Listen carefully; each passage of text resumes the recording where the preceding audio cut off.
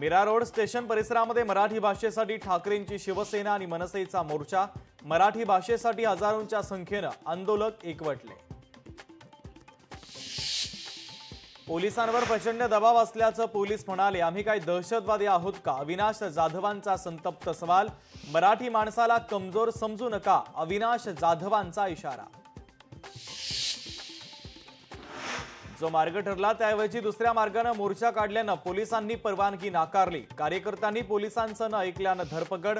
मुख्यमंत्री फडणवीसांचं स्पष्टीकरण। राज्यातील शिक्षक आणि कर्मचारी आपल्या प्रलंबित मागण्यांसाठी पुन्हा एकदा रस्त्यावर उतरणार। आज आणि उद्या राज्यातील शेकडो शिक्षक मुंबईच्या आझाद मैदानावर आंदोलन करणार।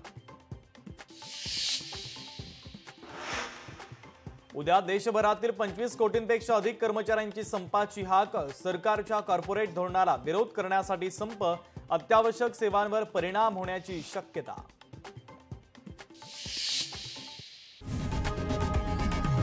लोकशाही मराठी ऐका, पहा, जागरूक रहा।